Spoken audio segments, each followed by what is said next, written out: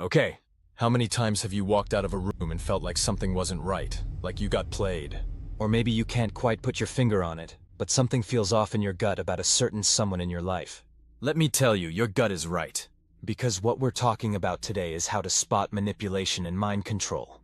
This video is going to break down 12 common techniques of dark psychology. You don't have to be a victim. So let's dive in and get you equipped to take control back. Negotiation is a part of life, whether it's a business deal or deciding dinner plans. There's give and take, but manipulative negotiation gets messy. It exploits emotions, twists facts, or deceives to get what they want. For example, imagine your partner springs a big purchase on you. You want to discuss finances, but they guilt trip you. That's emotional manipulation. They bypass logic to make you feel bad, spotting, "This is key." If you feel rushed, that's a red flag. Knowledge is power. Spot these tactics and take away their power. Now let's talk about another tactic straight out of the manipulator's playbook, guilt tripping. It's that heavy feeling you get when someone tries to make you responsible for their emotions or misfortunes, even when you had nothing to do with it. A classic example is that friend who always seems to be in crisis.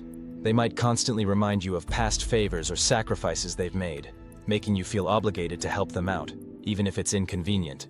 I guess I'll just have to do it myself, even though I'm swamped. Here's the thing about guilt trips. They prey on your empathy. So how do you protect yourself? First and foremost, you need to recognize when you're being guilt tripped. Ask yourself, am I really responsible for this person's feelings or situation? If the answer is no, then it's not your burden to bear. Don't let them make you feel like it is. Let's talk about a sneaky little tactic manipulators use to exert control. It's called social scalping. It's all about racking up social credit, inflating their contributions, and making you feel indebted to them. They'll do you a small favor. Maybe grab you a coffee or cover for you on a small work task, and then constantly remind you about it, as if it were some grand act of generosity. They inflate their contributions while downplaying yours. They're keeping score, constantly reminding you of your supposed debt, even if the scales are completely unbalanced. So, how do you deal with these social scorekeepers? First, trust your gut. If a relationship feels consistently one-sided, where you're always giving and they're always taking, it's time to reevaluate. This next one is crucial to understand in today's world. We're talking about ideological manipulation, using deeply held beliefs to control or manipulate others. Strong beliefs are not inherently bad. Stand up for what you believe in, but don't use beliefs to shame or control others. For example, a friend passionate about social justice. They shouldn't dictate your choices under their belief system. They're using your values against you. So how do you protect yourself? Educate yourself. Understand the nuances of ideologies. Don't rely on someone else's interpretation. Now let's talk about a manipulation tactic that can be particularly seductive, especially in the early stages of a relationship. It's called love bombing, and it's like a sugar rush for your emotions. Imagine this. You meet someone new and suddenly you're swept off your feet. They shower you with compliments, gifts, grand gestures of affection. They're constantly texting, calling, wanting to spend every waking moment with you. Now on the surface, this might seem flattering, even romantic. Who doesn't love feeling adored and desired? But here's the catch.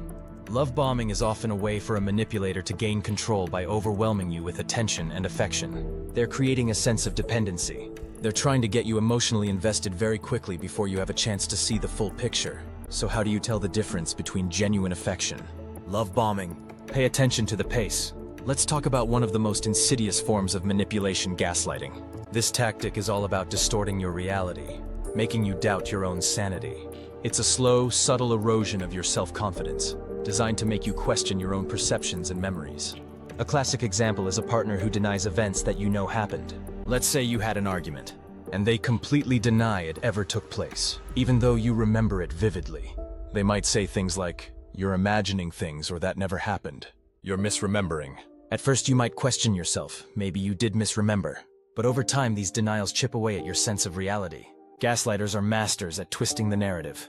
They might accuse you of being too sensitive or crazy for bringing up issues. So how do you fight back against gaslighting? First and foremost, trust your gut. Chapter 7, Triangulation. It's a classic manipulation tactic where someone brings a third party into a conflict or disagreement to gain an advantage. It's like they're trying to stack the deck in their favor, using another person to validate their position or undermine yours. Now this third party could be anyone, a friend, a family member, a coworker, even a therapist. The manipulator might confide in this person, sharing their skewed version of events, painting you as the bad guy. They might even pit you against each other, creating drama and discord where none existed before. So how do you break free from the triangulation trap? First and foremost, refuse to engage in gossip or negativity about the other person involved. Chapter 8. Have you ever been on the receiving end of the silent treatment? It's that icy wall of silence. The refusal to communicate, the withdrawal of affection. It's a passive-aggressive tactic designed to punish, control, or evoke a reaction. Now, it's important to distinguish between healthy space and manipulative silence. Sometimes we need a little time to cool off after an argument, to gather our thoughts. That's perfectly normal. But the silent treatment isn't about healthy boundaries. It's about control. The silent treatment can be incredibly damaging because it creates an imbalance of power. The person withholding communication holds all the cards. Chapter 9. Let's talk about a defense mechanism that often goes hand in hand with manipulation projection. This is when someone takes their own negative traits, insecurities, or feelings and attributes them to you. It's a way of avoiding responsibility for their own issues by projecting them onto someone else. Here's a classic example. A partner who's cheating might accuse you of being unfaithful. They're projecting their own guilt and infidelity onto you. Or someone who's deeply insecure about their own intelligence might constantly criticize your intellect. They're projecting their own insecurities onto you. Projection can be incredibly confusing because it makes you question your own perceptions and actions. You might start to wonder, are they right? Am I being paranoid? Am I the problem? Isolation is a powerful manipulation tactic that often flies under the radar.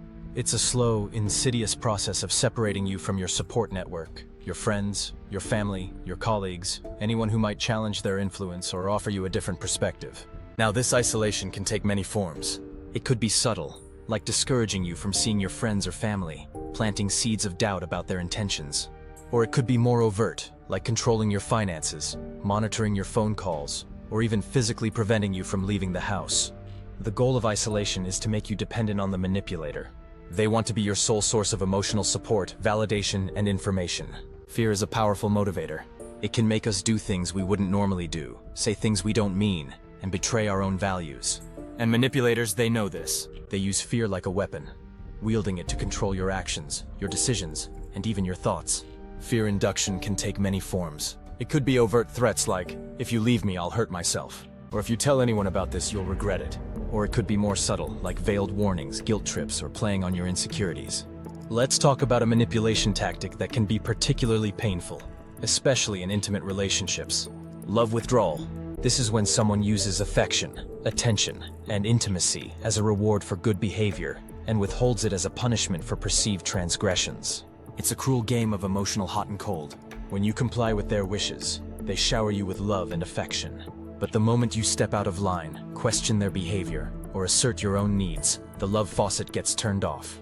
Love withdrawal can be incredibly damaging because it creates a cycle of dependency. You become so accustomed to their conditional love that you start contorting yourself, betraying your own needs, just to earn a crumb of their affection. So how do you break free from this cycle? First and foremost, recognize that conditional love is not real love. Look, we've covered a lot of ground today. We've dived deep into the dark world of manipulation tactics, from guilt trips to gaslighting to love bombing and everything in between. But remember this, knowledge is power. And now that you're armed with this knowledge, you can start to protect yourself and those you love from falling prey to these tactics. So trust your gut, set boundaries, and remember, you are not alone.